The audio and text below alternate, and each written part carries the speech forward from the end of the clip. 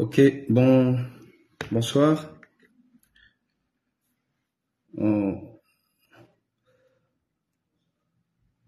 on va essayer de décortiquer l'actualité.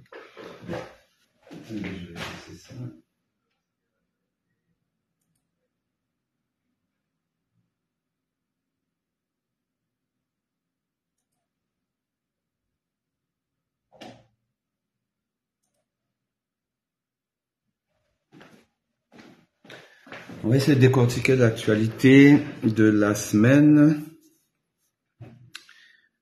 Voilà.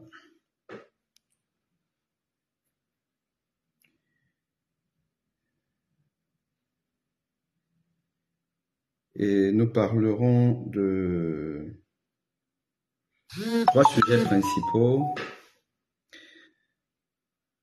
Nous parlerons de ce qui se passe au Sénégal avec l'approche de la gouvernance sénégalaise du président Diomaye Faye. Nous parlerons de l'incident, le cambriolage qui a eu lieu à la présidence de la République au cabinet du DCC, le directeur du cabinet civil de la présidence de la République, qui est normalement un proche collaborateur du président de la République, qui s'occupe de ses affaires privées. Et donc, son cabinet qui aurait été cambriolé. Donc, nous allons essayer de faire une analyse de ce fait divers quand même rarissime, pour ne pas dire qui n'a jamais existé, qui n'a jamais eu lieu dans aucun pays du monde. Voilà. Donc, au Cameroun, c'est possible, et nous allons essayer d'interpréter ce fait divers qui est quand même curieux et inquiétant pour non seulement la sécurité d'une nation, d'un pays, mais également qui peut traduire les mœurs, la mentalité des personnes qui nous dirigent, des personnes qui sont censées être les exemples de probité, de rigueur et de clarté dans une société. Surtout que c'est un énième fait divers dans une république à scandale, une république de scandale. Voilà, donc nous allons un peu aborder ça et nous parlerons de la carte nationale d'identité au Cameroun et les nouvelles réformes sur l'obtention de cette carte nationale d'identité. Le coût de production et qui produit la carte nationale d'identité et dans quel délai cette carte d'identité est produite. Donc nous allons un peu aborder ce sujet. Voilà, nous espérons avoir quelques intervenants aujourd'hui, des gens qui voudront monter pour qu'on discute de manière conviviale de cette actualité. Donc, dans exactement 3 minutes, nous allons démarrer. Le temps que les gens se connectent encore, que vous partagez, parce que je pense que c'est important de partager, et que je puisse peaufiner quelques réglages. Alors,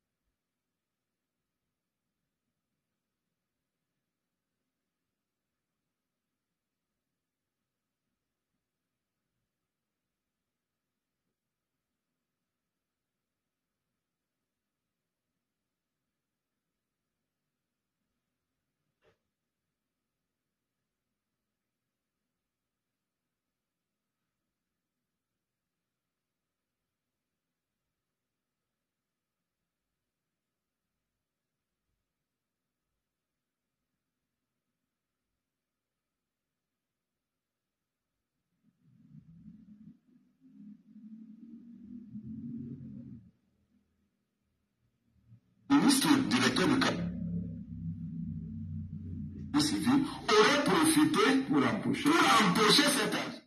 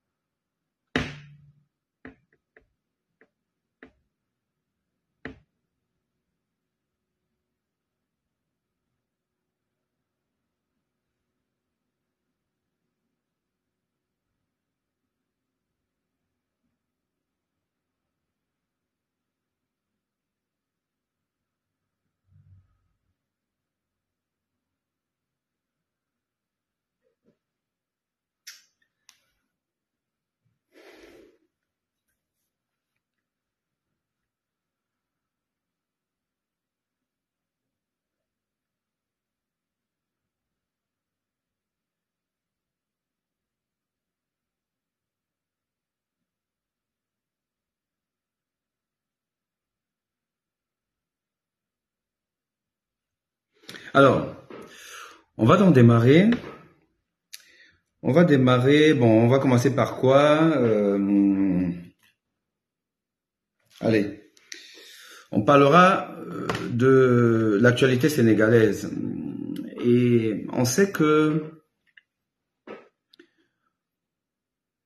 au Sénégal, il y a eu lieu une élection présidentielle qui a vu la victoire de l'opposition et notamment du couple Diomaye Faye et Ousmane Sonko. Voilà un ticket gagnant, jeune, dynamique, qui a décidé d'opérer une rupture avec la gouvernance un peu type colonial de leur prédécesseur, le nommé Macky Sall. Macky Sall, qui lui-même fut un jeune opposant dynamique qui avait la volonté de gouverner différemment de ses prédécesseurs et qui est arrivé au pouvoir en installant une certaine forme de gouvernance par privilège, gouvernance un peu par procuration, procuration donnée par la tutelle, l'ancien maître, mais qui demeure maître, et qui demeure maître du Sénégal et de beaucoup de pays africains, j'entends la France. Et donc, une gouvernance où il n'y avait pas une vraie redistribution des avantages et de la richesse du pays. Une gouvernance de privilégiés. Et on a vu Macky Sall lui-même mener un train de vie de seigneur, un train de vie du type les émirs des pays du Golfe. On l'a vu dans son avion présidentiel en train de célébrer la victoire du Sénégal contre le Cameroun, dans une posture qui, moi, m'a choqué quand même particulièrement, parce que un président de la République ne saurait être un homme à part, un homme exceptionnel, un homme qui ne se mélange pas aux autres, même à ses collaborateurs, et qui va donc avoir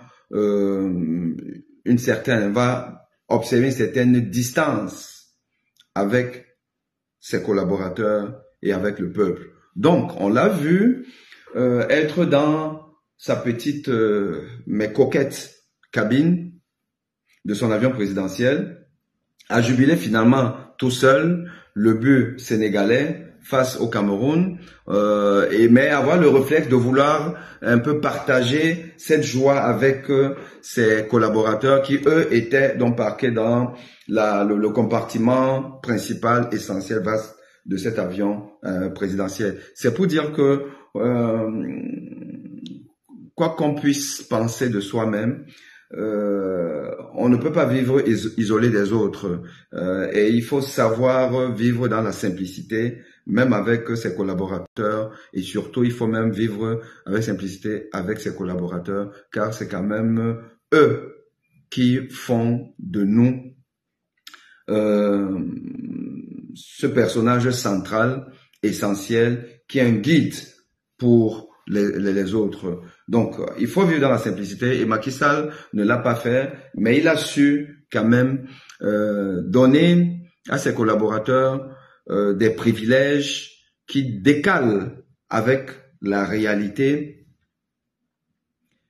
que vivent les Sénégalais. Et donc, le ministre au Sénégal avait des privilèges à vie, même après avoir perdu le portefeuille. Et ça, c'est une tradition française. Surtout, et ça, je le dis avec certitude, certains postes des députés, le président de la République, le Premier ministre, qui gardent des privilèges même après être partis de la fonction pour laquelle ils avaient bénéficié de ces privilèges-là. Donc, on est un privilégié à vie lorsqu'on occupe une certaine fonction politique dans certains pays, notamment en France. Et la France a donc exporté ce non-sens, a exporté cette façon de voir en fait une fonction qui devrait être plutôt une fonction de sacerdoce. Car la politique ne devrait pas être un métier. La politique devrait être un court passage dans la vie d'un être humain qu'il consacre au service public, à la nation. On est d'abord quelqu'un quelque part, on a une fonction, on est avocat, on est médecin, on est banquier, on est agriculteur, et on décide de mettre au service du peuple ses connaissances et surtout sa disponibilité à pouvoir servir l'intérêt général. Mais il y a des gens, et partout dans le monde, qui en ont fait un métier, au point où, en fait, ils n'ont que ça. Ils n'ont que ça comme métier. Car ils ont commencé la politique très jeunes. Très jeunes, et ils n'ont fait que la politique. Ils n'ont fait que savoir parler, tromper, mentir sa population, sa circonscription, se faire élire à promettre des choses irréalisables. Et, en général, ils n'ont souvent pas réalisé le tiers de ce qu'ils ont promis. Mais, ils ont profité de ce mandat, de ces mandats ou de ces décrets présidentiels et autres pour se servir plus que servir. Et donc, avec ce genre de privilèges, on peut comprendre que des paresseux, des gens qui ne se sont pas donné des moyens d'être indépendants, s'accrochent au pouvoir, font tout pour passer de mandat à mandat et passer finalement toute leur vie à vivre de manière royale, au solde du contribuable. Et sont prêts à toutes les manigances, sont prêts même parfois à trahir leur courant politique pour passer chez l'ennemi, parce que l'ennemi est celui-là qui va finalement arriver au trône et va perpétuer ces avantages-là. Et donc, la Constitution française, la gestion de la chose politique en France, octroie à des hommes politiques, des présidents de la République, des ex-présidents de la République, des royalties qui ne sont pas méritées, au vu des difficultés que les peuples ont à pouvoir joindre les deux bouts. Macky Sall a donc reproduit ce schéma et accordé aux ministres sortants, aux ex-ministres, des privilèges que le pouvoir en place aujourd'hui a décidé d'annuler. Et ça, c'est une rupture très importante, moi qui m'a marqué. Ça, c'est un fait qu'il faut savoir relever. Et quand les choses se passent bien, quand des actes politiques sont salutaires, il faut savoir le reconnaître. Et donc, je dis bravo à l'équipe dirigeante sénégalaise qui multiplie un certain nombre de réformes pour marquer la rupture avec la gouvernance de Macky Sall. Tout ne se fait pas d'un coup, ça se fait progressivement, mais ça doit se faire et ça a le mérite d'être relevé et d'être encouragé. Donc je dis bravo et ça prouve aussi que il n'est pas bon de vivre dans un pays qui a une certaine immobilité dans la gouvernance, dans l'évolution des politiques et surtout dans le statu quo des dirigeants. Car, on le sait tous, on a tendance à un moment donné de saturer, de ne pas être capable d'innover, de ne pas voir la nécessité de faire autrement. On vit dans ses acquis et on ne pense pas devoir changer ses acquis. Durer au pouvoir simplement pour durer. Être au pouvoir avec pour seul objectif de perdurer au pouvoir n'a jamais été un atout pour un pays. Et c'est pour cette raison que beaucoup de pays et les pays démocratiques ont mis en place une limitation de mandat présidentiel. Car la longévité au pouvoir sclérose nos neurones et notre capacité à pouvoir opérer un dépassement par rapport à ce qu'on a comme acquis. Et donc, c'est pour ça que on observe que chaque fois qu'il y a un changement de régime dans un pays, il y a quelque chose qui change aussi. Souvent, ça n'atteint pas les objectifs qui ont été fixés lors des campagnes électorales. Parce que d'ailleurs, très peu d'hommes politiques arrivent à respecter tous les engagements de campagne. Mais au moins, on sait que certaines choses sont faites. Certaines choses sont faites. Et il faut savoir capitaliser la lune de miel, comme dans un mariage, les 100 premiers jours. Les 100 premiers jours de mandat sont très importants pour voir en fait quel est le cap que donne le nouveau régime à sa présidence. Et il faut aller vite avec des réformes fortes dès le départ. Parce que d'ailleurs, ça permet de jauger non seulement sa popularité, mais la réceptivité d'un peuple à pouvoir accompagner ces réformes-là. Et ça, c'est ce que les dirigeants sénégalais sont en train de faire avec un certain nombre de réformes. Comme aussi au Gabon, Monsieur Oligui Nguema a opéré un certain nombre de réformes fortes dès le début. Ça permet justement de marquer les esprits. Alors vous imaginez que quand on a 2, 3, 4 mandats, à un moment donné, on est blasé. On ne peut pas faire des efforts. Et il revient au peuple de dire aux dirigeants que bon, à un moment donné, c'est bon, il faut qu'on passe à autre chose. Le peuple doit être exigeant à ce niveau. Le peuple doit élever ses standards d'exigence de la bonne gouvernance. Et la bonne gouvernance passe même aussi déjà par l'alternance politique.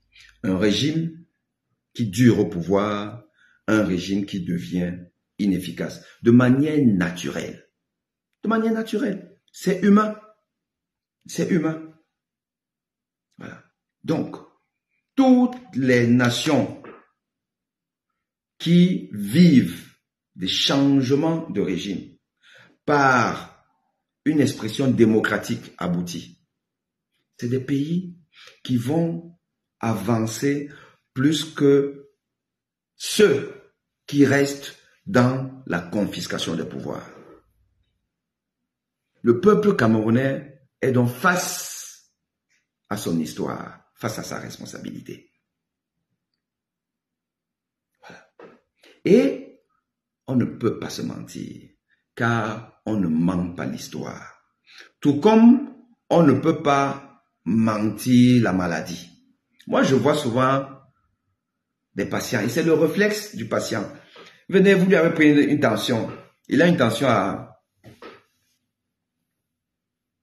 17 cm de mercure, c'est que 170 mm de mercure. Le réflexe du patient qui vient chez vous. Ah non, c'est que je n'ai pas bien dormi. Donc là, j'étais stressé là pour arriver.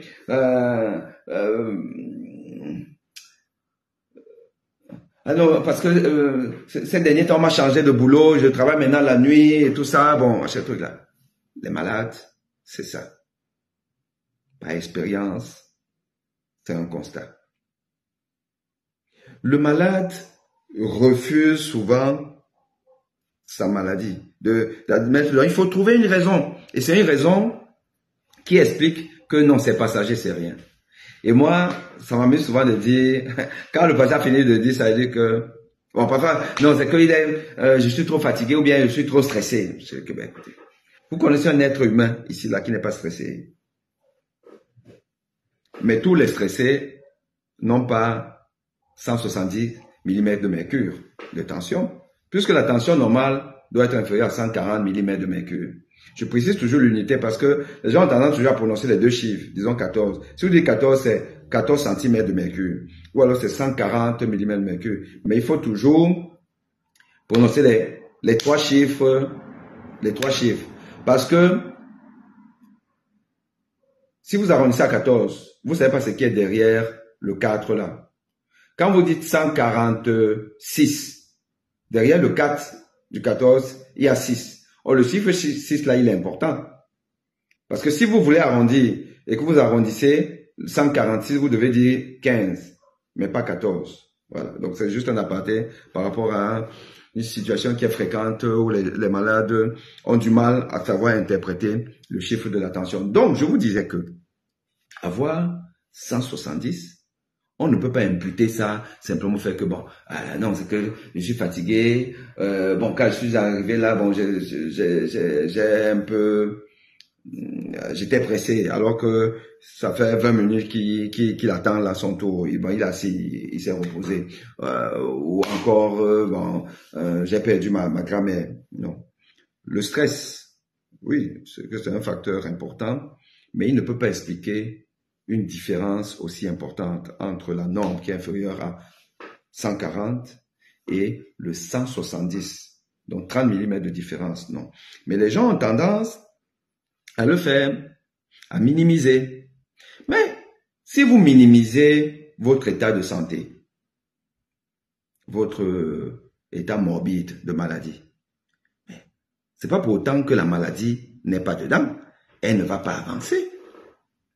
Elle va évoluer. Quel que soit ce que vous voulez dire, la maladie va évoluer. Donc,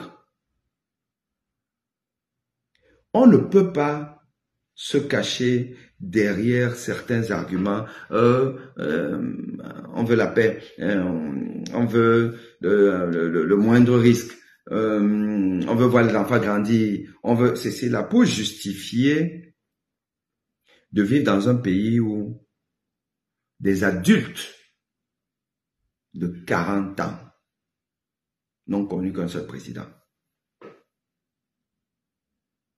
Rien ne peut justifier qu'un adulte, un papa, qui peut même déjà être grand-père, parce qu'à 40 ans on peut être grand-père. Il suffit d'avoir eu, comme ça là, l'enfant à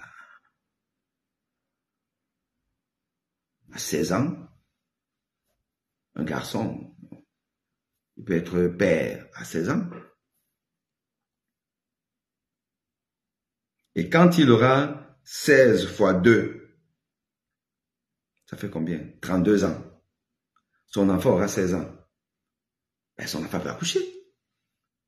Vous imaginez? Donc, quand il aura 40 ans, ben, son enfant aura, je ne sais pas trop, peut-être 18 ans ou 19 ans, peut accoucher. Donc, on peut être grand-père à 40 ans. Donc, un grand-père de 40 ans qui n'a connu qu'un seul président, vous ne pourrez jamais vous développer. Vous ne pourrez pas sortir de la situation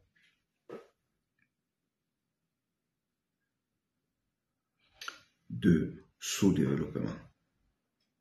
Ce n'est pas possible. Sauf si vous avez à la tête de votre république un homme qui est fondamentalement nationaliste, dans le sens noble du terme, qui aime son pays et qui met en place des mécanismes qui ne laissent pas cours à la gabegie, à la corruption, à la facilité, mais qui promeut l'excellence. Mais c'est exceptionnel. Et le Cameroun n'est pas dans cette exception-là. Donc, il faut que le peuple camerounais, s'il s'aime, fasse tout pour exiger une alternance. Or, cette alternance-là, comment elle peut arriver avec un certain nombre de comportements? Des comportements de nos dirigeants qui posent problème. Et nous allons donc parler du vol qui a eu lieu, cambriolage, au sein du sein, à l'endroit supposé être le plus sécurisé de la République. Le deuxième étage du palais présidentiel, le bureau du directeur du cabinet civil, l'homme qui voit le président de la République quand il veut, et qui a donc vu son bureau visité par des intrus, des gens qui n'avaient pas le droit d'y être, mais qui sont entrés comment? Où étaient les caméras de sécurité? Qui leur a donné les clés? Comment ça s'est passé? Et pour y dérober 6 milliards de francs CFA. 6 milliards. Donc, on garde 6 milliards de francs CFA dans un bureau, pas à la banque, dans un bureau. 6 milliards. Et comme j'ai toujours dit, même si c'est un fake qui n'a pas été démenti, même si c'est un fake qui n'a pas été démenti, il se trouve quand même que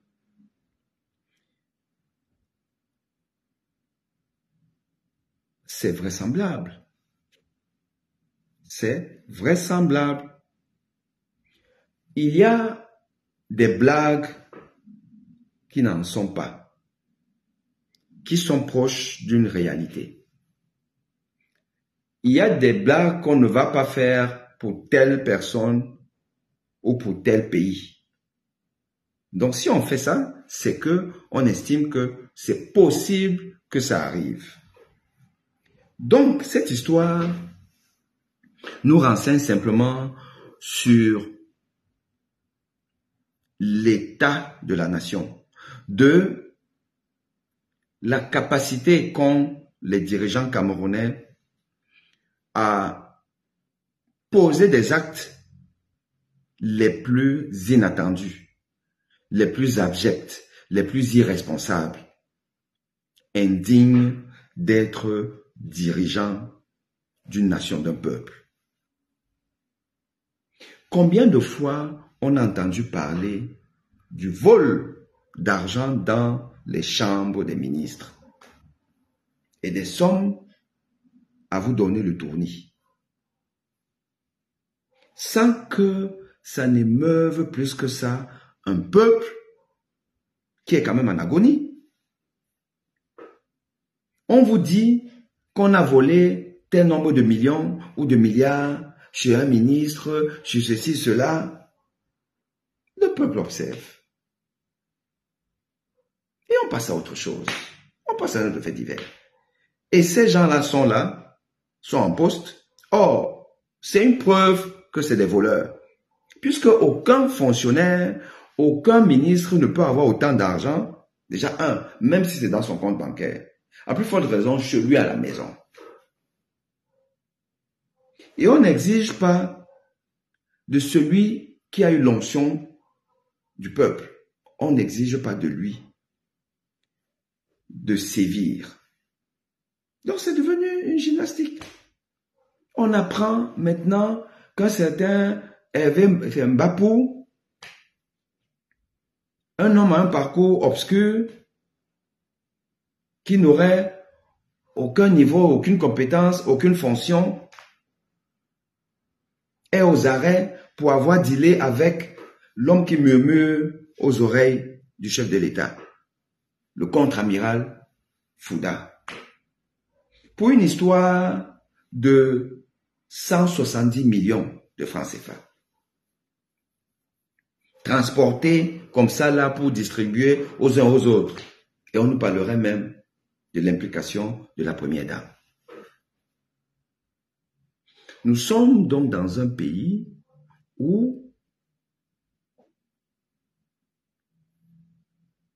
les transactions, les deals, les détournements, les vols de l'argent public ressemblent à l'époque des Al Capone, de la prohibition de la vente illicite de l'alcool et autres, où ça flinguait, ça transportait des camions d'argent à gauche, à droite, avec des factions prêtes à détourner des livraisons et autres. On est dans ça. On est dans ça. La République camerounaise est devenue le Far West, est devenue la mafia sicilienne.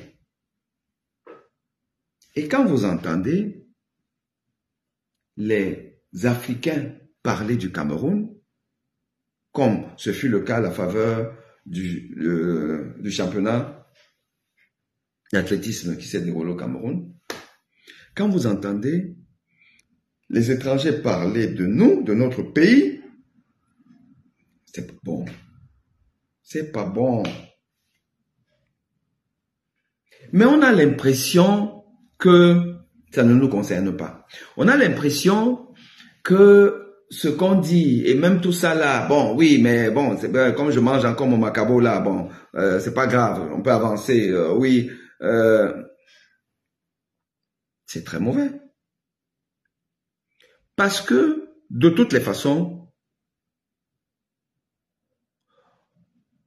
toute personne qui ne fructifie pas sa richesse finit par s'appauvrir. Toute personne qui ne fructifie pas sa richesse finit par s'appauvrir. Donc le Cameroun qui ne produit rien, qui ne multiplie pas sa richesse, car elle ne fait que s'effriter à la faveur des vols tout azimut, à tous les échelles. le Cameroun ne va faire que s'appauvrir. Faut pas croire que si aujourd'hui, vous avez la capacité de manger 1000 francs par jour, que demain, en 2025, quand les mêmes vont reconfisquer le pouvoir, que vous pourrez avoir 1500 pour manger par jour. Ce n'est pas possible. Vous aurez 500 pour manger par jour. Si aujourd'hui, le Camerounais a 1000 francs de repas quotidiens,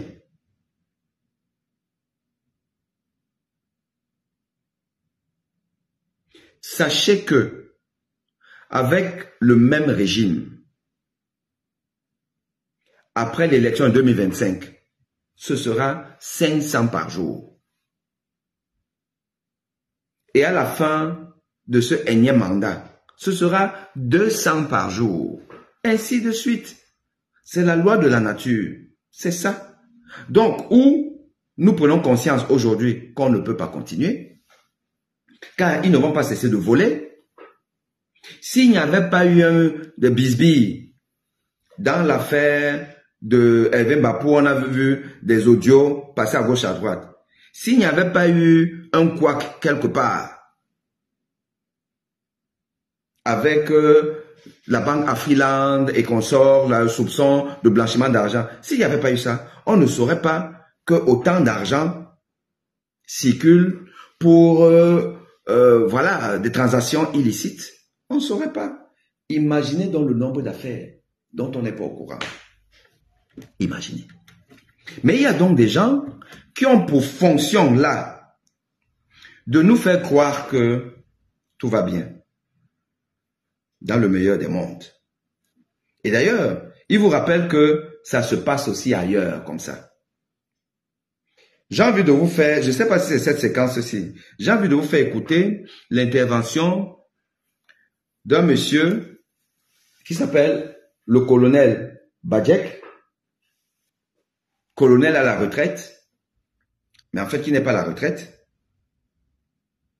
qui est le porte-parole de l'imposture du régime de M. Paul Biya.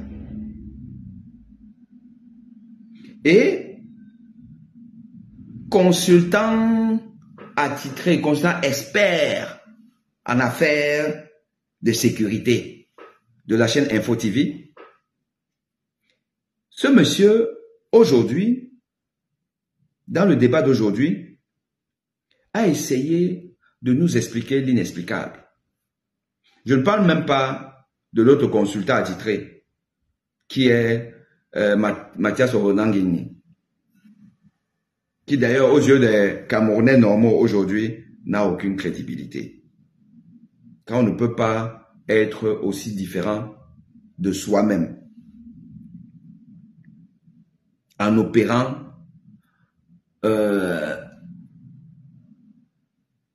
retournement de veste à 360 degrés. Bon, donc lui, il ne m'intéresse pas. Mais le colonel Badjek, on va parler, je vais vous montrer, je ne sais pas si c'est cette séquence-ci là. Qu'est-ce que j'ai fait? Voilà. Non.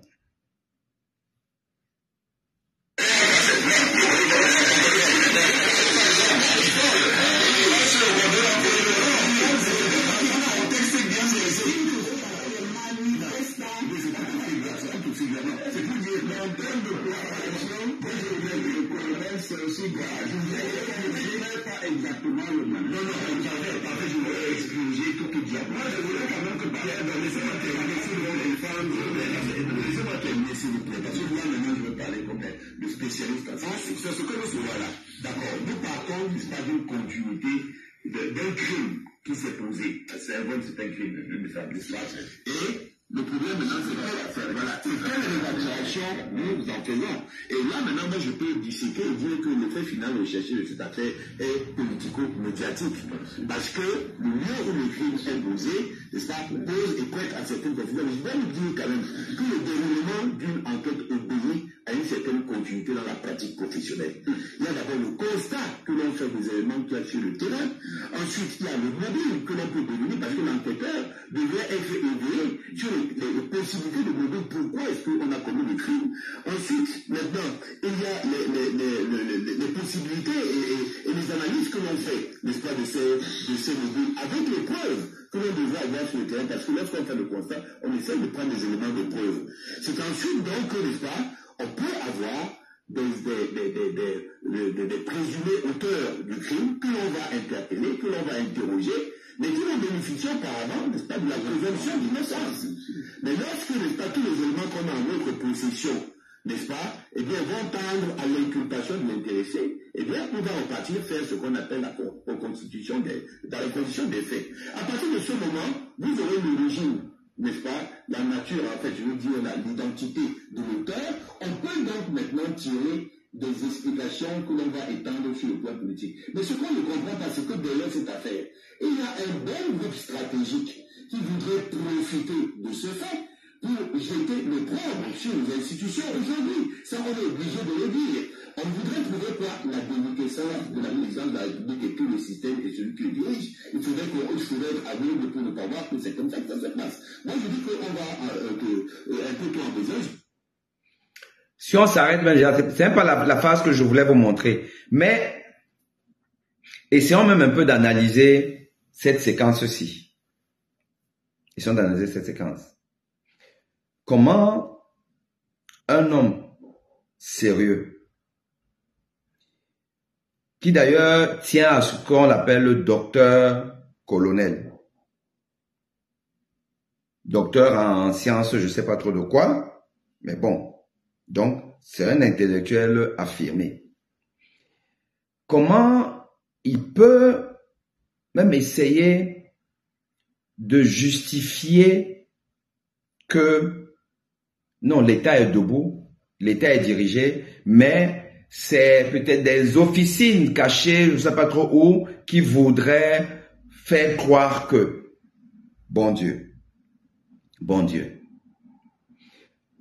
qui a levé la sécurité de la présidente de la République? C'est quelle officine? C'est Aimé Boni? C'est vous? C'est qui? Qui est en charge de la sécurité du palais présidentiel? C'est qui? Si ce n'est le président de la République lui-même et ses collaborateurs. Donc, quand on vient voler au palais présidentiel, qui doit-on accuser si ce n'est l'institution qu'on appelle le président de la République, puisqu'on nous dit que c'est une institution? Comment quelqu'un peut donc toujours vouloir dédouaner le principal responsable d'une situation qui traduit effectivement l'absence d'un État, l'absence d'un régime, la défaillance d'un régime? C'est quand même extraordinaire qu'un monsieur qui se dit expert en sécurité, qui est un colonel, c'est à la retraite, mais une retraite pas voulue parce qu'au Cameroun on ne veut jamais aller à la retraite, et qui essaye par ce genre de contorsion de se donner une certaine légitimité auprès de ceux-là que lui, il essaie de dédouaner. Parce que l'État n'a jamais tort. L'État n'a jamais de responsabilité. L'État est fort dans la répression, mais jamais à vouloir assumer sa responsabilité. Voilà donc ce que ce colonel nous explique. Le détenteur de ce genre de choses. Voilà. Écoutez. Parce que c'est quand même la première puissance militaire et la première puissance en matière de sécurité, mais on a quand même réussi à rentrer, même si vous dites que c'était dans un contexte différent, c'est des badauds qui ont réussi à rentrer. C'est un acte de programmation. Donc ça peut arriver. Maintenant, quelle explication? Alors, et là, c'est fort. Peuple camerounais, on est mal parti.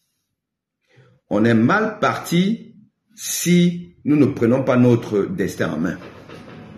Voilà un individu qui a fait un grand écart entre ce qui s'est passé au palais présidentiel du Cameroun et l'événement qui a eu lieu au Capitole aux États-Unis, qui est un peu comme le Parlement américain. Au Capitole, à la suite de la proclamation des résultats de l'élection présidentielle américaine dernière, où Trump n'acceptait pas sa défaite et où ses partisans, aussi fanatiques que certains groupes camerounais, donc des fanatiques prêts à tout pour leur leader, ont décidé de faire une descente dans un lieu sacré. Évidemment, le service de sécurité du Capitole, pas habitué à ce genre de hooliganisme, s'est vu déborder. Oui, s'est vu déborder. Et donc ça fait partie d'un événement effectivement inattendu parce que qu'il y ait une attaque de l'extérieur, d'un pays extérieur, on peut encore comprendre, mais pas sa propre population. Sur un fait, bah oui, vous avez perdu l'élection, vous contestez. Al Gore avait contesté sa défaite contre le fils Bush. Al Gore avait contesté, mais c'est pas arrivé jusqu'à ce niveau d'effraction, de profanation due à des fanatiques religieux, car Trump en lui-même a une religion aux États-Unis aujourd'hui. Voilà. Mais comment on peut comparer ça à une histoire de banditisme interne? Car personne n'est venu de l'extérieur pour cambrioler le bureau du directeur du cabinet civil. Personne n'est venu de l'extérieur. Ça se fait entre eux là. Entre eux. C'est-à-dire que le bandit se trouve à l'intérieur. Le bandit, c'est quelqu'un qui a un badge pour entrer à président de la République. Donc, c'est quelqu'un qui est censé être un haut responsable nommé par le président de la République. Donc, le président de la République nomme des bandits, des voleurs, des cambrioleurs. C'est là-dedans. Donc, comment on peut demander donc à une population, à un peuple, d'être discipliné, d'être respectueux des règles qui régissent la société? Comment on peut demander ça à des affamés et des gens qu'on affame, alors que ceux-là même qui sont rassasiés, qui ont tout, et qui sont même censés avoir un niveau intellectuel élevé, font exactement le contraire de ce qu'une république exige de sa population? Comment? Et voilà donc un Corneille Badiek qui vient nous expliquer l'inexplicable. Ceux qui ont profané, qui ont vandalisé le Capitole, c'est des voyous. Il les compare donc à ceux qui sont censés avoir le décret présidentiel, à diriger, à donner même des injonctions à l'équipe gouvernementale, parce qu'on sait que tout se décide à Etoudi. Voilà donc comment le Cameroun, le régime camerounais a fabriqué ce que Norbert Zongo, ce journaliste burkinabé, je le rappelle toujours, qui combattait l'imposture du régime de celui-là qui a tué Sankara, son camarade de classe. Norbert Zongo parlait de 3 niveaux de compromission. Le premier niveau étant occupé par les intellectuels opportunistes qui ont pour mission de fabriquer des dirigeants à peu près normaux, alors qu'en réalité, c'est des monstres. De donner un certain contour idéologique à des politiques de répression. Et Lokone Badjek en fait partie. Lokone Badjek nous explique que ce qui s'est passé en président de la République, au bureau du DCC, où on a cambriolé et volé beaucoup d'argent du peuple camerounais. C'est la faute à des officines tapis dans l'ombre qui essaient de déstabiliser le régime, qui essaient de montrer que le régime est absent alors que le régime est présent. Une connerie. Et deuxièmement, il nous explique que mais ça n'arrive pas que chez nous, ça se passe partout, même la première puissance, on a ça, alors que il n'y a pas de rapport, c'est deux exemples différents. Évidemment, le peuple camerounais, au moins une partie du peuple, une bonne partie, va croire que ce monsieur a raison. Attends, docteur, colonel, et tout, s'il parle, ça veut dire que ce qu'il dit est vrai. Ce d'autant plus que personne sur le plateau, et surtout pas le journaliste, ne le reprend en lui disant, là, tu racontes des conneries. Et donc, une partie du peuple va finir par banaliser ce fait. Pas banaliser. Je ne sais même pas si je suis suivi, parce que je me rends compte que il n'y a aucun commentaire, il n'y a rien du tout. Je me pose des questions. Si vous êtes là, parce que je parle depuis un certain temps, mais il n'y a rien du tout. Je vais un peu vérifier là-bas, si vraiment...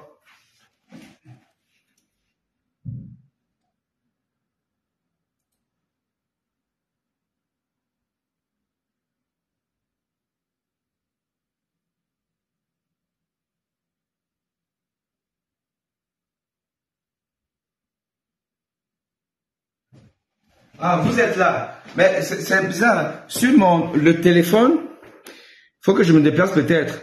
Parce que là, je vois pas vos commentaires. Je sais pas pourquoi les commentaires n'apparaissent pas ici. Mais quand je suis allé sur mon ordinateur là-bas, je vois qu'il y a quand même des commentaires. Donc, je vais finir bientôt mon propos et puis je vais essayer de répondre aux commentaires à partir...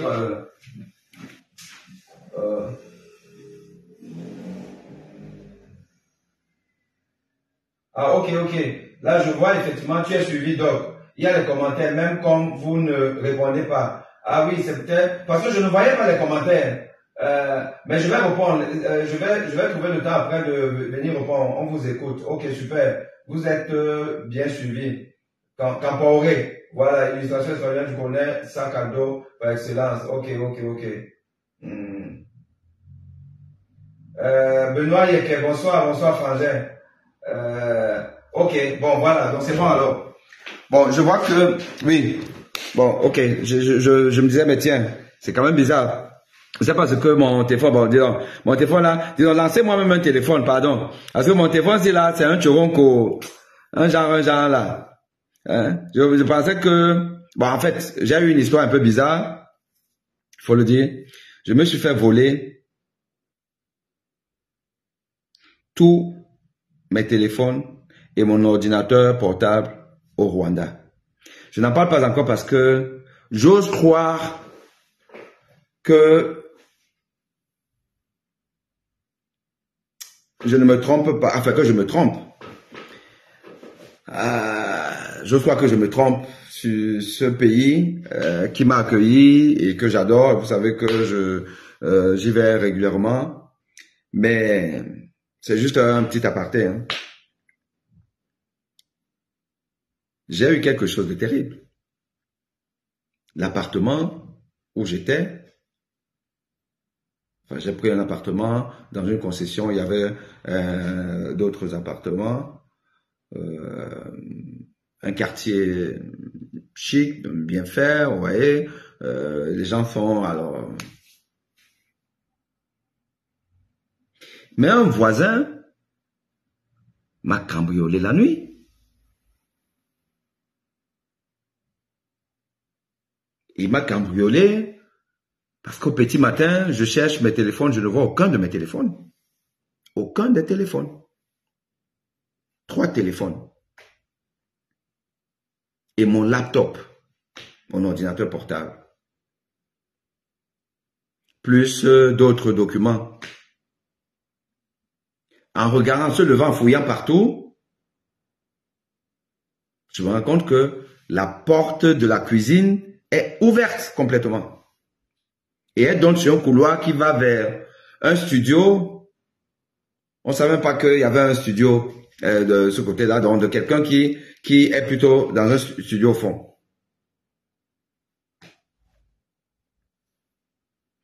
Et le déroulé de ça, je ne parle pas de ça maintenant, c'est juste pour faire un aparté, c'est que le passeport a été retrouvé chez un voisin. Passeport déposé là-bas par le fameux voisin dont son studio donne sur le couloir où il y a la porte de la cuisine. La police est venue après, j'ai fait constater la présence du passeport hors de la maison, mais plutôt dans le recoin d'un voisin.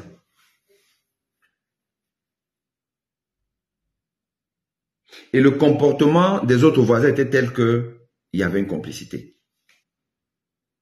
Mais ce monsieur qui a été amené à la police avec nous, ce monsieur a été libéré ce soir-là. Il n'a pas fait la garde à vue, il n'a fait rien. Et rien n'a été mené. Rien. Au Rwanda. L'attitude de l'enquêteur, si c'est au Cameroun, vous dites que bon, le gars, on a donné l'argent. Mais non. Et là, aujourd'hui, j'ai l'impression que c'est seulement l'attitude qui donne une certaine indifférence vis-à-vis des étrangers. Or, j'ai pleuré, je dis qu'attendez, au-delà même de la valeur des téléphones, au-delà même du fait que l'un des 3 téléphones, quand même, c'était un investissement très important. Mais ça reste que des objets. Mais le contenu, ben, aujourd'hui, on fait tout dans le dématérialisé. Les dossiers des patients, des machins, tout, ordinateur, téléphone, tout est dedans. Des logiciels pour l'analyse de certains examens, tout dedans, parti. Et ça, ce sera pour vendre à combien? Pour vendre à combien? Rien. On vous fait du mal comme ça, là. Et là, vous avez de l'indifférence de la part des gens qui sont censés vous protéger. Or, on est dans un pays qui est tourné essentiellement vers le leadership étranger. Venez, venez, venez, venez, venez. Mais venez, oui, normalement. Mais c'est vrai que quand je parle de ça à des personnes, là-bas, on est étonné, on dit que non, quand même, oui, mais ça vous fait quand même, là, le faire là, et le dossier n'avance pas vraiment. J'ai dû taper un peu plus fort, plus haut, la direction de la sécurité. Vous appelez ça le RIB, Rwanda Intervention Bureau. Donc, c'est votre histoire, c'est un peu comme votre DGSN du Cameroun. Et que si ça n'avance pas, ben, je vais demander à rencontrer M. Kagame pour qu'on m'explique comment dans un pays qui accueille les étrangers, qui vient, et en plus, bah, je ne vais pas là-bas par rapport à une certaine utilité pour ce pays, quand même, on fait comment? Et donc, ayant perdu tous mes 3 téléphones, là, j'étais coupé du monde, il fallait dans l'urgence là, prendre un truc. Bon, j'ai pris un churro cola Je pensais même que c'était un vrai téléphone, mais bon. Donc là, YouTube, je ne vous vois même pas. Je ne vois pas vos commentaires ici, là. Pourtant, j'ai souvent vu les commentaires ici, mais là, aujourd'hui, je ne sais pas ce qui s'est passé. Donc, tu vois, c'est le téléphone qui, un jour, ça marche bien, un jour, c'est malade, c'est en agonie, un jour, bon, voilà, donc ça fait ça. Donc, voilà un peu le téléphone d'un doc. Donc, faut me penser, comme on dit, au quoi, faut me penser là. Si quelqu'un me lance même un vrai téléphone là, je vais pas dire non. Bon, donc, tout ça c'est pour vous dire que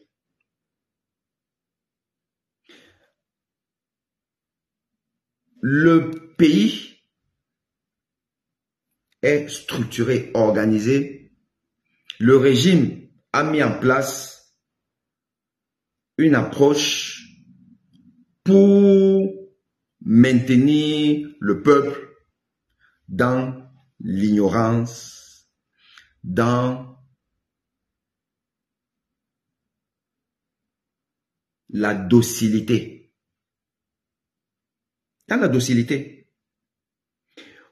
On vous fait peur ici, on vous menace là, et de l'autre côté, on vous éduque à comprendre que on ne peut pas faire mieux. On ne peut pas faire mieux. Et ce n'est pas par hasard que vous avez sur les plateaux télé camerounais des spécialistes de l'explication de toutes les forfaitures du régime. On va toujours vous expliquer qu'on est dans le meilleur des mondes possibles. Vous pouvez avoir n'importe quel scandale, n'importe quel dysfonctionnement au Cameroun. Vous avez des gens qui sont à l'aise à écumer des plateaux où ils sont des invités d'office. D'ailleurs, même si vous ne voulez pas, vous ne pouvez pas ne pas les recevoir. Parce que vous savez quand même que ce qui est une spécialité camerounaise, dans tous les débats au Cameroun, il faut qu'il y ait toujours un membre ou un sympathisant du pouvoir en place. Toujours. On vous impose ça. C'est comme ça. Vous ne pouvez avoir un débat, un média, un journaliste décide que bon, moi, je veux pas les gens qui vont toujours venir nous raconter les mêmes choses là. Le pays n'avance pas. Ils ont maintenant pour spécialité de venir expliquer l'inexplicable. Alors que le pays n'avance pas. Donc, on va faire avec la société civile et les partis d'opposition. Non, vous ne pouvez pas. Vous ne pouvez pas. On vous donne toujours quelqu'un. Et d'ailleurs, on vous impose la personne. Et vous avez donc aussi des faux consultants là, qui semblent être juste des consultants, ils sont neutres et tout, alors que, en fait, c'est des envoyés de Paul Biya pour venir expliquer au peuple, etc. Il y a des gens qui nous ont expliqué que le tour d'athlétisme là, tout ce qui s'est passé là-bas, non. À la limite même, on va vous dire que non, c'est pas le Cameroun qui organise, c'est la Confédération d'athlétisme. Le Cameroun est seulement là pour... Il y a des choses comme ça. On vous dit ça. Mais le jour où c'est bien organisé, on dit que le Cameroun a bien organisé. Le jour où le Cameroun foire l'organisation, oh non, ce n'est pas nous, c'est... Il y a des gens qui sont là pour vous organiser ça, pour vous dire ça. Et vous pensez qu'ils le font juste comme ça, là. Les gars sont payés. Ils sont payés avec votre argent. Avec notre argent. Ils sont payés. Les consultants du RDPC, que vous voyez écumer tous les plateaux, il y a des gens, ils n'ont plus de boulot, hein. C'est seulement, bon, aujourd'hui, il est dans telle radio, dans l'autre radio. Demain, il est sur, comment on appelle ça, là? Sur tel média. Après, demain, il est machin, tout là. Le gars n'a plus de fonction. À passer, et Dieu sait c'est le nombre de médias qu'il y a au Cameroun. Les radios privées, les machines, même les radios qu'on n'écoute pas. Mais quand même, il y a peut-être 2-3 personnes qui vont écouter. Et ils sont là-bas, ils participent. Vous pensez que quelqu'un qui ne reçoit rien va faire ça? Que lui-même sa vie ne donne pas. Il va faire ça. Il fait ça parce que ils émargent. Ils ont ce qu'on appelle les perdièmes, mais c'est plus que les perdièmes, c'est des salaires. Pour venir raconter des bêtises. Pour vous faire croire que tout est beau dans le meilleur des mondes. Que le Cameroun est gouverné. Mais gouverner comment? Par quoi? Gouverner, ce n'est pas venir sur les plateaux dire que non, machin, vous voyez, les chauffards, ils sont là. Dès qu'il y a quelque chose, les Obama, les machins, regardez, les jeunes Obama, Yves Abama vient vous dire que vraiment, les chauffards, les gens sont irresponsables, sont machin, truc et tout ça là, à propos de l'accident qui a emporté Nguemo, Landry Nguemo. Le réflexe du pouvoir de Paul Biya, un pouvoir incapable de faire quoi que ce soit, incapable. La seule chose qu'ils peuvent maintenant faire, c'est essayer de mettre dans votre ciboule que c'est le MS et là, ils vont faire quoi? Ils peuvent quoi? Quelqu'un n'a même jamais essayé. Vous dites qu'il ne peut pas. L'APC, l'AP machin, truc là, le stand-up Cameroun, machin, tout ça de partout, ils vont faire quoi? Mais les gens ne peuvent pas. Ils n'ont jamais essayé. Vous dites qu'ils ne peuvent pas. Vous êtes là depuis 42 ans. Vous n'avez jamais rien fait. Mais il faut que vous soyez toujours là. Et quand vous êtes incapable de faire quelque chose et qu'il y aura toujours des catastrophes. Maintenant, la seule chose à faire, c'est de venir vous expliquer que, non mais, donc c'est la nature qui fait ça, c'est l'Ukraine, tu vois, maintenant les Ukrainiens sont venus faire la guerre avec les Russes et tout, c'est à cause de ça. Il faut toujours vous expliquer. Maintenant, on nous explique que Landry Nguemo, il est mort parce que un chauffard, les machins, trucs, les vitesses. Mon frère, ce genre d'accident n'aurait pas lieu en Côte d'Ivoire. Landry Nguemo serait un ex-footballeur ivoirien. Il ne serait pas décédé. Il faut qu'on se dise les vérités. Peuple camerounais, cessez d'accepter l'inacceptable. Maintenant, vous allez me dire, bon, tu as dit ça, tu es là-bas, tu as fui, on fait comment? Je rappelle que j'étais au Cameroun, je bavardais, hein. Et il y a des gens au Cameroun qui parlent. Mais c'est une minorité qui parle, qui dénonce. On va dire quoi? Les Kenyans font comment? Les Kenyans font comment? Pour faire trembler le président Ruto, qui finit par dire que, oh, je vous ai compris, non, on n'en mente plus, machin, tout là. Les Kenyans font comment? Quand il faut dire que, oh, non, on va à Kekem, on va bouger là, on va machin, tout là. Mais allez bouger à la poste centrale pour dire que non, la CNI a machin, tout là, c'est pas possible. Allez dire ça. Elle dit ça. Mais non. Les gens sont là. Donc, je vous disais que ces consultants du RDP, ce que vous voyez là, c'est des bandits, c'est des voleurs. C'est-à-dire, ils ne viennent pas parler comme ça là, juste parce qu'ils ont la conviction, c'est qu'ils ont faim. Et ils mangent à la sueur de vos fronts. C'est quelqu'un qui a été un habitué des plateaux camerounais. et que j'ai refusé. À la faveur, à la suite de mon...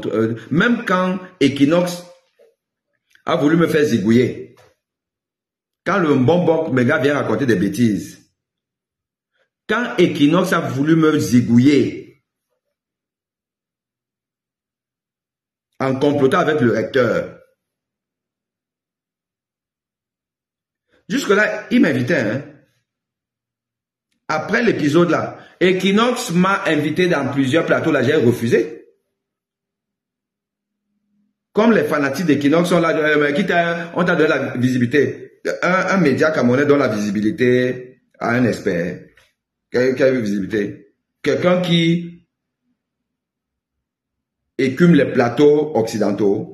C'est sur Equinox que je viens prendre ma notoriété. Quel est le plateau ici en France, en termes de catégorie? J'ai pas encore été. On m'invite parfois, je refuse. Parce que je n'ai pas que ça à faire. C'est Equinox qui vient donner la visibilité à Aimé Boni. Un média où, quand vous voyez même les conditions de travail des gens, vous dites qu'on est dans un pays de sorcellerie. Ce n'est que la frappe. Et donc, il a fallu qu'à un moment donné, j'annonce dans les médias.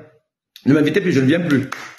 Vous n'avez pas été solidaire à moi, personne n'a réellement parlé de ça. Pas plus tard que, là encore dernièrement, à la faveur de la conférence internationale sur les vaccins au Cameroun, en Afrique, organisée par la France et puis l'Alliance sous la bannière de Bill Gates et autres. Un média a voulu que j'intervienne.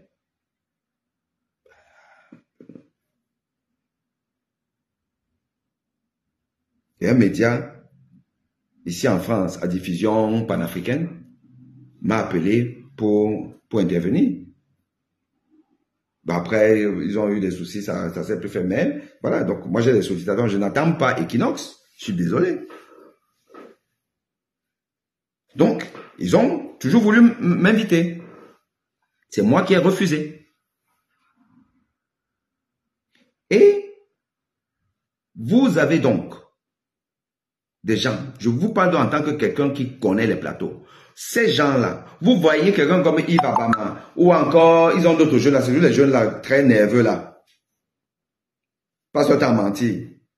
Les autres m'ont cessé de mentir, parce qu'ils sont déjà assagis, comme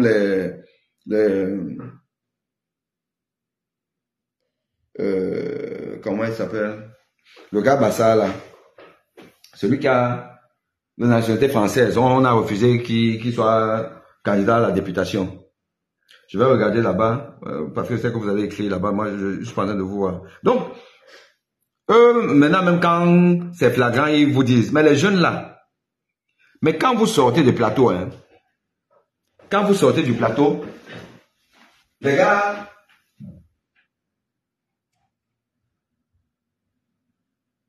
quand vous sortez du plateau,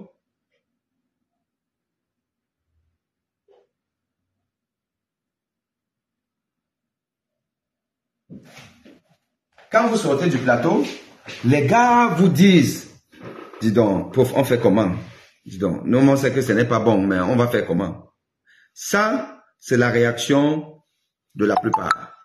Ne les voyez pas là, les mécas, les machins, trucs et tout, les maîtres, bref, tous ces avocats du RDPC là, tous, quand on finit le plateau, on est déjà là, dehors, à taper les divers. Les gars te disent que, disons, on va faire comment? On est obligé de parler comme ça là et tout.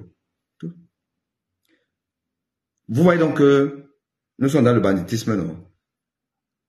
C'est le genre, je mange ma part, le Cameroun peut se gâter, ce n'est pas grave. Et ils reçoivent donc leur argent. Jetons de présence. Tous, chaque jour qui sont sur les plateaux. Ils ont toute une organisation. À la tête de ce trafic-là, vous avez Famen Dongo, qui est le responsable de la communication du RDPC. Des bandits. Nous sommes dirigés par des bandits. Ils recrutent donc les petits jeunes là, désœuvrés qui ne valent rien, les Abama et tout ça là, pour venir aboyer sur les plateaux. Pour venir nous expliquer que vraiment les gens aussi doivent être disciplinés. Vous avez déjà vu qui est discipliné? On est discipliné où? Dans la conduite. C'est en France, en Allemagne, où? On est discipliné où? L'être humain comme il est, vous aurez toujours des fous, des irresponsables, des gens qui boivent. Est-ce que on ne sait pas qu'il est interdit de conduire étant sourd, ayant bu? Mais qu'on dise alors aux gens que bon, écoutez, soyez responsables, ne buvez plus avant de conduire. S'il n'y aura pas seulement des catastrophes ici dehors. Mais les Occidentaux, des pays sérieux, ont mis en place des mécanismes de répression. Où de temps en temps, il y a des radars, il y a un machin truc, on t'a pris là, on te chope, allez, tu fais éthylotest, on voit machin truc et tout. On te retire ton permis, on te retire. C'est la répression qui permet la discipline. Faut pas croire. Donc, quel est cet État qui compte simplement sur le sens civique de ses citoyens? Quel citoyen? Le Camerounais peut être discipliné. Le Camerounais. Ça va commencer comment? Donc, l'État met en place des moyens, parmi lesquels la construction des routes à double sens. Voilà. Vous ne pouvez pas avoir un accident sur où il y a une collision parce que vous avez des pistes. Et vous venez rapidement. Ces gens-là viennent donc vous expliquer des choses et des gens croient même. Les gens, le peuple camerounais. Je vous donne une piste de rébellion. Les gens doivent faire des motions auprès des médias camerounais. Des motions, on dit, écoutez, nous, téléspectateurs, nous sommes fatigués du mensonge d'État et de l'État par ces communicants véreux, qui d'ailleurs, on le sait aujourd'hui, arrondissent leur fin du mois, si ce n'est même leur salaire essentiel, en venant nous mentir sur les plateaux. Parce qu'ils sont payés. Nous ne voulons plus les communicants du RDPC. C'est le RDPC qui est au pouvoir. Donc, il est comptable de notre situation. Et elle n'est pas bonne. Donc, on ne vous voit plus. On ne veut plus entendre vos explications abracadabrantesques. On ne veut plus.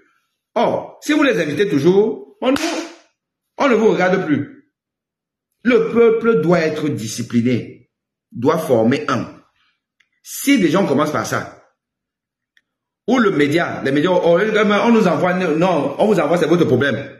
Dites que non, on ne veut plus. Puisque vous faites ça, vous existez pour nous. Donc, on ne suit plus. On va simplement aller vers les médias qui font des débats où il n'y a pas les gens, les rifoués, vous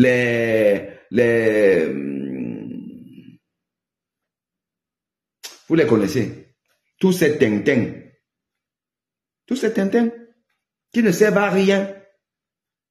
Qui ne servent à rien si ce n'est à être hostile à la nation, au peuple. Donc on dit, on ne vous veut plus. Si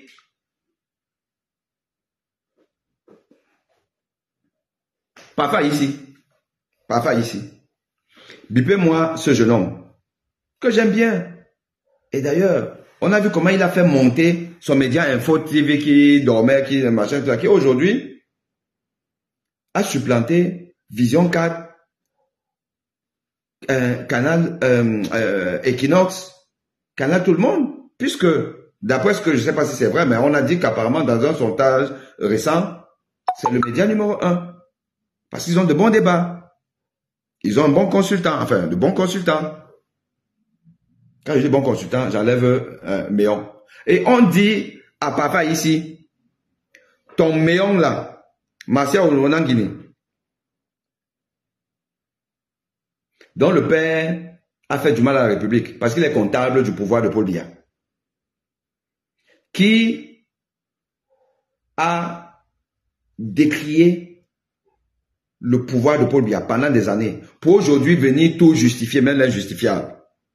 On dit parfois ici, tu en as fait ton consultant jusqu'à, avec des expressions, le meilleur analyste, c'est quoi là, ces titres-là, de tous les temps, de ces 20 dernières années. Parfois ici, c'est une hostilité à la nation.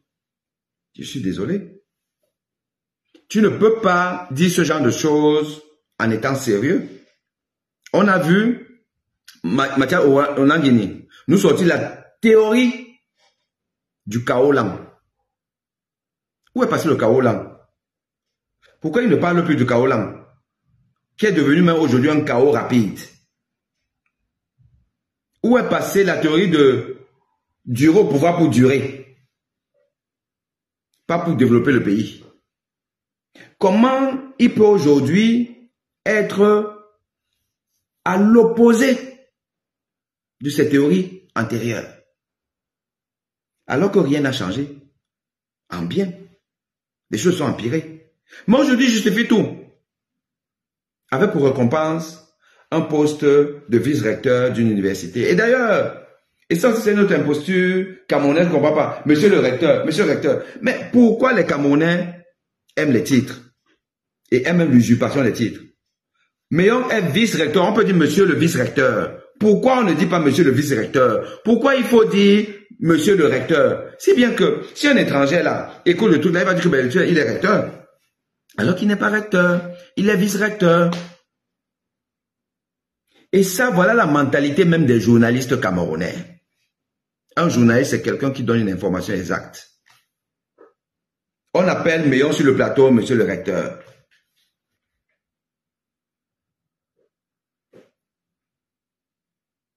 Et on dit donc, à parfois ici à Info TV, si Meillon est sur ton plateau, ben nous on zappe. Parce qu'on estime que voilà quelqu'un qui participe à la décrépitude de la nation camerounaise. Toute personne qui va justifier l'injustifiable dans la gestion du Cameroun est un ennemi de la nation et on ne peut pas le suivre. Cette action citoyenne vis-à-vis des médias va déjà être un déclic. Le peuple doit apprendre à être discipliné, à être solidaire. Sinon, nous n'aurons que nos larmes pour mourir, pour pleurer. Parce que tout est fait, tout est organisé, même dans ces médias-là, à pouvoir embellir un pouvoir maléfique. Et comme la plupart des Camerounais sont pas éduqués, n'ont aucun niveau, ne peuvent donc pas faire la différence entre le vrai et le faux. Badiek va venir nous dire que même aux États-Unis, on vole et les gens vont croire. Abama va venir dire que non, c'est vous qui êtes indisciplinés. Les gens vont croire, montrer que finalement, c'est même pas la faute à l'État. Landry Ngemo, il est décédé juste par la faute d'un chauffard à qui on enlève le permis, sa compagnie, on retire le permis pendant un mois et machin. Regardez-moi un peu les solutions de rabotage, de rafistolage d'un État. Regardez. Donc, je vais donc enchaîner sur le troisième et dernier point, mais je vais d'abord regarder s'il y a Félix, salam à toi. Oui. Voilà, nous dit Meka, Maître Biliga, Abama, Rifoué, tous ces gens-là, c'est des gens qui sont hostiles à la nation. Oui, c'était, je parlais de Hervé Com. Hostile à la nation. Hostile. Moi, j'avais déjà dit, dans des échanges avec ces gens-là, j'ai dit que le jour où le pouvoir va basculer, vous là, le peuple va vous chasser, vous pourchasser. Vous allez simplement fuir le pays. Il y a des gens qui ne veulent pas que ça change. Parce que c'est eux qui sont au pouvoir, c'est eux qui mangent, qui volent. Les femmes Ndongo, les Grégoire Ouna et consorts. Mais vous avez une autre catégorie. Ces jeunes communicants laboyeurs, les gens qui essayent de donner un bon visage au pouvoir vampirisant. Ils devront fuir. Les Valérie Mandengue, machin des consorts, c'est des jeunes. Regardez le comportement. Donc je vous dis encore, peuple, vous qui êtes là avec moi aujourd'hui, vous êtes aussi le relais de ma petite connaissance, mon petit leadership. Nous sommes ensemble. Relayez l'information. Ventilons cette information. Parce qu'il faut qu'à un moment donné, hein, on ne cesse simplement d'être là, se plaindre, aboyer. Il faut qu'on essaie de trouver des solutions à nos problèmes, à notre problème. Et je dis encore que ça m'est venu comme ça spontanément. Formons un collectif pour demander aux médias. On ne veut plus les communicants du RDPC sur les plateaux. On sait déjà ce qu'ils sont capables de faire, puisque c'est eux qui sont là. On veut maintenant les gens qui peuvent nous apporter d'autres solutions. Vous, on vous connaît déjà, c'est vous qui avez le pouvoir. D'ailleurs, on sait que vous voulez confisquer ça en 2025. Donc, ça ne sert à rien de venir nous expliquer. Vous nous expliquez même parce que vous n'avez pas besoin de nous expliquer. Puisque de toutes les façons, on ne peut rien. On ne va pas venir vous déloger de tout par force. Donc, et ne gaspillez pas notre argent à venir, enfin, à vous faire payer, à venir nous raconter des bêtises dont on ne croit plus. On ne veut plus. Donc, médias, vous les invitez, on zappe. Ben, on n'est pas obligé de regarder les émissions, les débats dominicaux du Cameroun. Hein. On n'est pas obligé. Puisque finalement, c'est même souvent trop insipide. Il n'y a rien là. Donc, parfois ici, fais pas ton malin. Enlève-nous Méon. Enlève-le. Il ne nous sert à rien. Ton Badjek là, docteur colonel, il est mauvais. Il est mauvais, il est pas bon, il raconte rien de bon. Il est mauvais. On ne le veut pas. On ne vous veut plus. Voilà. On parle de la CNI. C'est le dernier sujet. La CNI. Moi, j'ai essayé de me renseigner sur l'histoire de la CNI.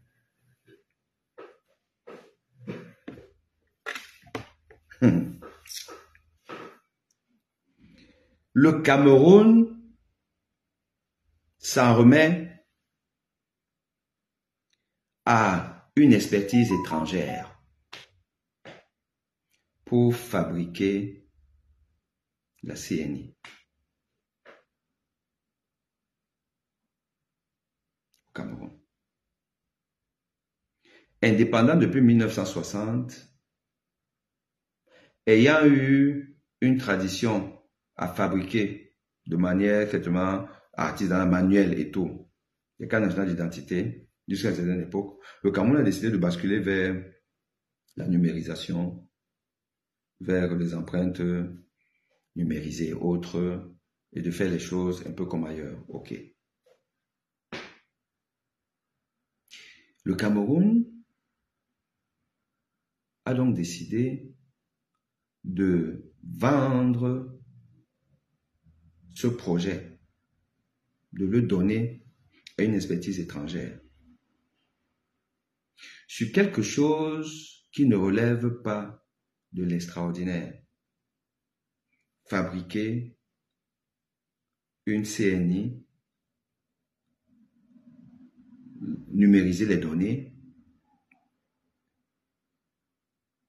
au bénéfice d'une population. Un pays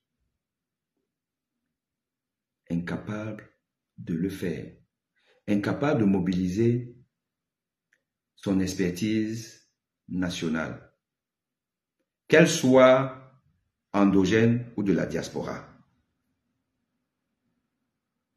On a des écoles, on a des grandes écoles, on nous dit que Famenobo nous dit que le pays va très bien. On n'est pas capable de faire ça. Et on donne ça à qui? Comme toujours. On confie ça à un consortium germano-portugais, avec lequel on signe une convention depuis déjà un certain temps pour la fabrication des passeports d'abord et ensuite aujourd'hui les CNI.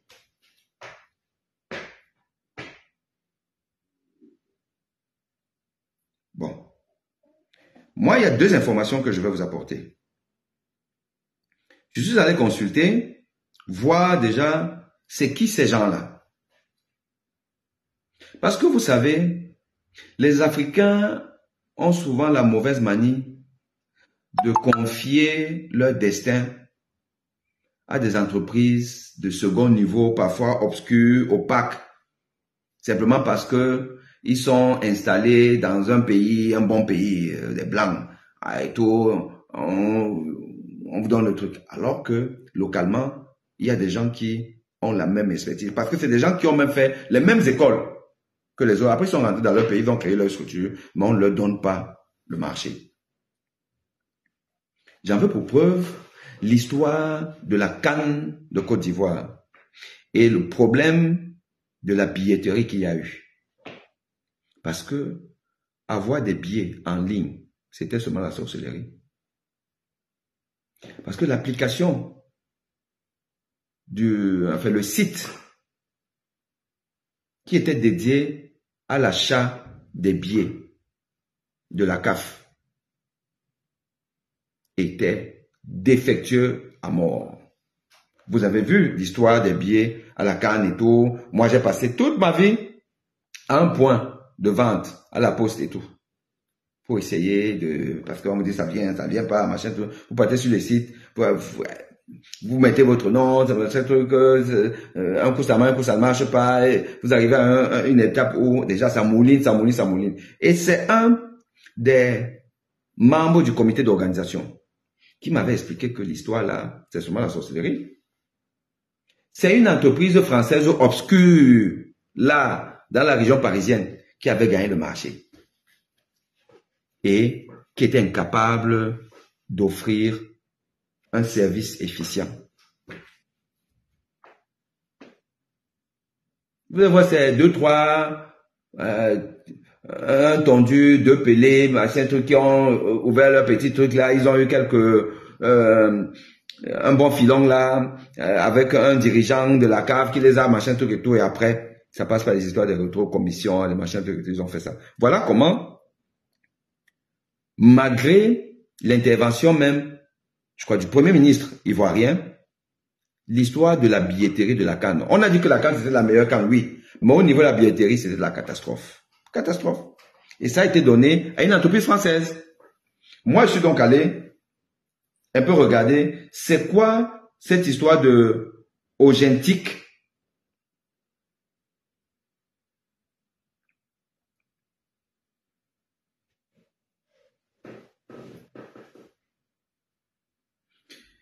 Et vous irez sur le site de cette entreprise-là, Authentic quelque chose, qui a signé la convention avec le Cameroun. Et donc, sur le site officiel de cette entreprise allemande, vous allez voir effectivement, Yaoundé, le 18 septembre 2020, vous allez voir une image de Mbagangele. Mbagangele là-bas. Comment il est en train de signer avec les Allemands une convention pour donner aux Allemands la vie des Camerounais. Les données camerounaises. La biométrie de la population camerounaise. Voilà. Donc, ces gens-là, alors, si vous partez sur ce site-là et vous tapez news, on vous dit donc, on va vous dire exactement quelles sont les news de cette entreprise allemande qui va construire des centres de machin truc, de collecte, de machin truc, dans tout le Cameroun, ils vont construire, bon, parce que donc, construire quelque chose là, ça dépasse le Cameroun. Il faut que les Allemands viennent construire, équiper, former et tout. Donc, cette entreprise, quand vous partez sur leur site, et l'onglet News, les nouvelles, il n'y en a pas 1 million, hein. Il n'y a pas 1 million de nouvelles. Et dans ces nouvelles-là, vous allez voir que c'est essentiellement que le Cameroun. Ogentic signs contract with Cameroon for modernization of national ID system and infrastructure. Voilà. Ça, c'est la nouvelle récente. Après, vous parcourez, là encore, vous aurez, parce qu'il y a le drapeau du Cameroun. Production starts for Cameroon's new generation of biometric passport. Voilà. Il y aura ça. Il y aura encore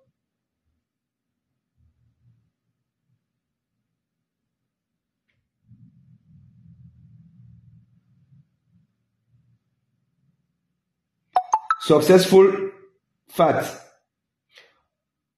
Ogentic has successfully completed the factory acceptance test for Cameroonians new generation biometric passport.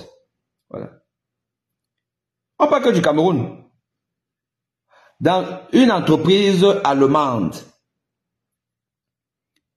qui est susceptible d'avoir pignon sur rue, qui signe une convention avec le Cameroun. On ne parle que du Cameroun. Bon. Peut-être pas que le Cameroun. Il y a un deuxième pays avec lequel Augmentic là a signé des conventions. Un deuxième pays.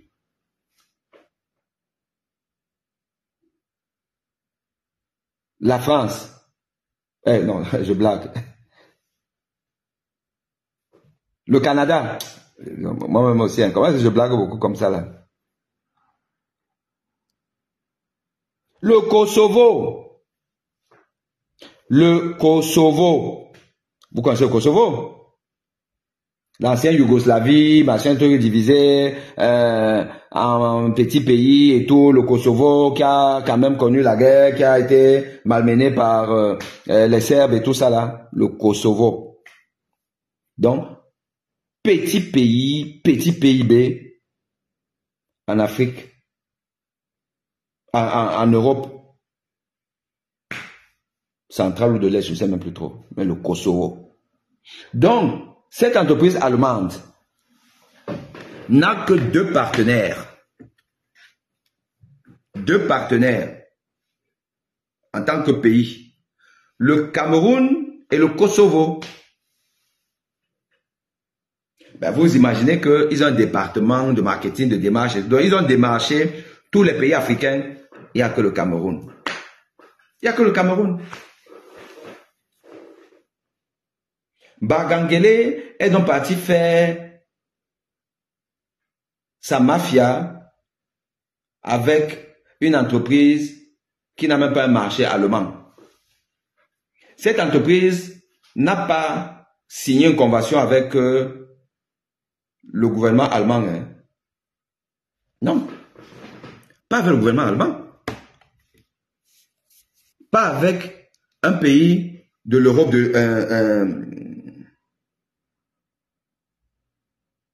de l'Europe de l'Ouest, pas avec un pays sérieux, juste avec le Kosovo et le Cameroun. Or, et en plus, ils nous disent que en 2 jours, en 48 heures, ils nous donnent des trucs, 48 heures, bon ok, peut-être.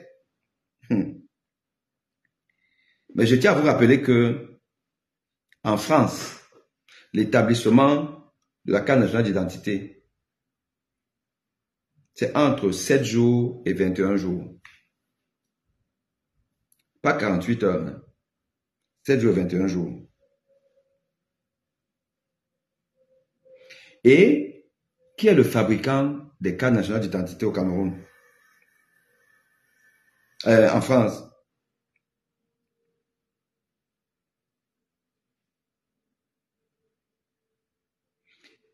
Qui a conçu cette nouvelle carte en France? Qui a conçu? Le pilotage de la conception de la nouvelle carte d'identité a été assuré par la Direction des libertés publiques et des affaires juridiques.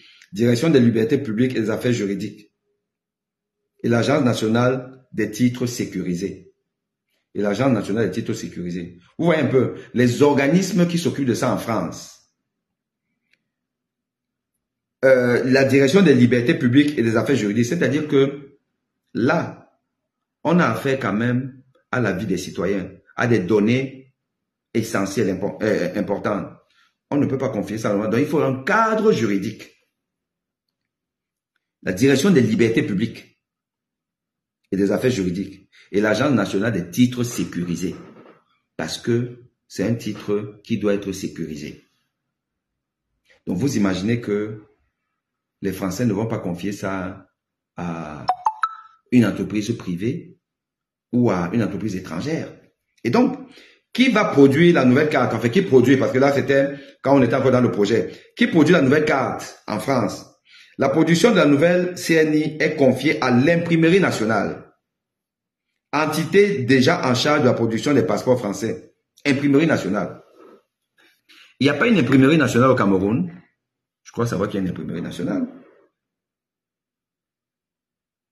Pourquoi confier un service aussi sensible d'un pays à des privés allemands? Pourquoi? Des gens qui n'ont aucun contrat sérieux en Allemagne. Et d'ailleurs, nulle part dans le monde, en dehors du Kosovo, c'est eux qui viennent avoir la vie des Camerounais en main. Peuple camerounais. Nous sommes dirigés par des anti-républicains, par des villageois.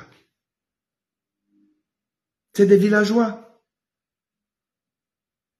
Oui, c'est des villageois, des gens qui peut-être ne savaient même pas que ces gens-là, que c'est tellement un Camerounais qui est lui-même dans sa frappe, là en Allemagne, qui a peut-être le cousin de GSM, machin, truc là, ami, bon, trouver un contact là, on dit, machin. On sait que c'est comme ça, c'est comme ça que ça s'est passé pour les faux ordinateurs de Femme Ndongo. Hein. C'est un gars aux États-Unis qui a eu sa connexion et machin, truc là, il est venu proposer une frappe à Femme Ndongo. Ils ont vu comment on va manger des milliards. Voilà. C'est un individu qui vit aux États-Unis. L'histoire des portables jetables de Paul Biya aux étudiants de l'université camerounaise. C'est un Camerounais qui vit aux États-Unis qui a porté le faux projet là, qu'il a vendu. Parce que quand si vous êtes intelligent au Cameroun, vous avez un truc là, un bisgo, machin, tout là, avec les étrangers, tout ça là. Vous venez, vous présentez ça bien à ces gens-là. Dès que vous leur démontrez comment ils vont manger leur part, mais les gars, ils ont des oreilles qui deviennent comme ça là. C'est ça. Femme Ndongo a entendu que les milliards, on peut sortir, c'est tout ça là, on arrange ça que, oh, Paul Biya encore, là, sa magnanimité, machin, truc et tout ça là. Attends, tu prends combien, bon, je prends combien, machin, tout ça. Le gars, il est aux États-Unis, il est milliardaire là-bas, tranquille. Il a déjà fait son bisgo, ni vu ni connu. Voilà comment, certainement, un autre individu, peut-être vivant en Allemagne, est venu présenter un faux truc, un faux projet au patron de la police camerounaise qui est rentré dans son business là-bas. On dit que 90% des bénéfices vont retourner chez ces gens-là. Pour avoir fait quoi? Est-ce que c'est compliqué? On a une imprimerie nationale. On a des informaticiens capables de gérer le truc. Il y a le papier, il y a, enfin, c'est pas trop, la matière pour fabriquer. C'est pas extraordinaire. C'est pas ça qui peut dépasser un pays. Où est la souveraineté camerounaise quand on fait ce genre de choses? Voilà. Donc, c'était simplement pour vous dire que on va de scandale en scandale, de vol en vol, de gabégie en gabégie. Et ne pensez pas que votre quotidien va s'améliorer dans ces conditions. Hein. C'est pas possible.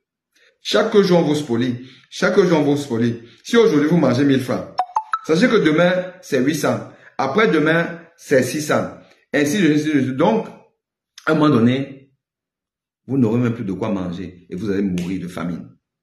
C'est la famine qui va avoir raison du régime. À moins d'avoir un sursaut d'orgueil et de dire que bon, là c'est bon, là on n'en peut plus.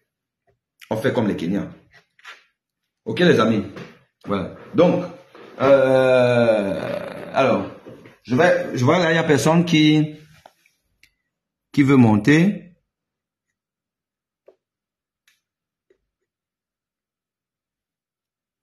Et je réponds rapidement à quelques...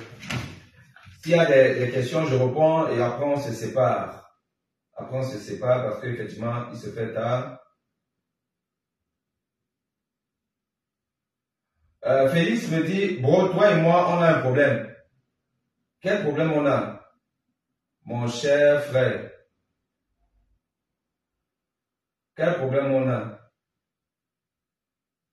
Ben, si on a un problème, tu me le dis, soit en eBay ou je ne sais pas trop comment. Mais je ne savais pas qu'on avait un problème. Ok. Bon, là, est-ce qu'il y avait des trucs pour moi, ça passe. On vous écoute, comparé, voilà, bonsoir pauvre. Nous devons regarder les deux paramètres, ou bien ce n'est que c'est ça. Bon, alors, c'est une question par rapport à la santé là. C'est Leslie Loveline qui disait bonsoir pauvre. Mais nous devons regarder les deux paramètres, systolique et, bon, c'est diastolique. Ou bien ce n'est que la systolique qui est importante. Non, les deux paramètres sont importants, bien sûr. L'appareil vous donne 3 mesures. 3 chiffres. Le chiffre d'en haut, c'est la systole, la systolique, la pression artérielle systolique. Le chiffre du milieu, c'est la pression artérielle diastolique. Et le troisième chiffre, c'est la fréquence cardiaque. Donc, il faut toujours, parce que l'hypertension artérielle, c'est soit les deux premiers chiffres, donc la systole et la diastole, qui sont élevés, soit c'est l'un des deux. Ça peut être simplement la systole, on va parler d'hypertension artérielle systolique isolée, ou encore ça peut être même, la systolique peut être normale, mais la diastolique élevée, ça aussi ce n'est pas bon. Donc il faut regarder les trois. Enfin les 3 paramètres, donc la fréquence cardiaque aussi. Alors, donc, il y a quoi d'autre? Bon, ok. Alors, je vous remercie. Je vous remercie pour cette convivialité, pour ce partage, cet échange, voilà, d'idées, de commentaires. On va donc essayer de faire ça tous les dimanches, mais ça c'est parce qu'il y a eu le championnat d'Europe qui se passe, mais idéalement il faudrait qu'on le fasse quand il est 18h au Cameroun. 18h au Cameroun, 2 heures de direct, ce serait pas mal. Et puis le mercredi, par contre, c'est quand il est 21h au Cameroun. Je pense 21h au Cameroun. On essaie aussi de faire 2 heures de direct. J'espère qu'on va tenir. Je vais tenir jusqu'à l'élection présidentielle. Parce que le but ici, là, c'est d'essayer d'apporter notre petite touche. Pas seul, hein. En plus, aujourd'hui, bon, la personne n'a voulu monter, mais il faut que ce soit plutôt un dialogue. Voilà, où on va discuter ensemble pour sensibiliser la population. Apporter notre petite part dans la sensibilisation de la population. Essayer de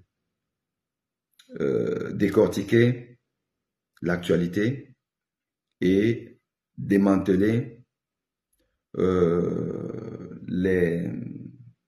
la tromperie de ceux qui confisquent notre avenir entre leurs mains. Mais aussi exiger de l'opposition d'avoir des positions qui concourent à faire partir le pouvoir, le régime du pouvoir. Car sans une opposition disciplinée, forte, déterminée, on n'y arrivera pas. On n'y arrivera pas. Et moi, je fais partie des gens qui estiment qu'on ne peut pas dormir sur nos lauriers. On ne peut pas se contenter de penser que ce qu'on fait est bien. On ne peut pas faire autrement. La remise en question est essentielle dans la lutte pour la conquête du pouvoir. Alors, les gens qui sont tout le temps en train de refuser qu'on apporte des critiques sur telle ou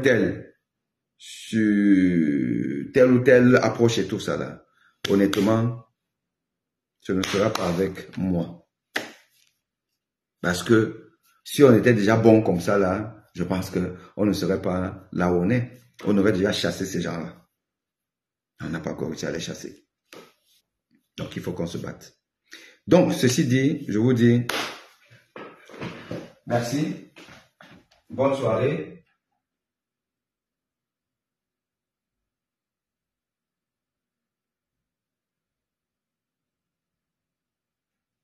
Bonne soirée à vous tous. Et à bientôt. Ciao, ciao.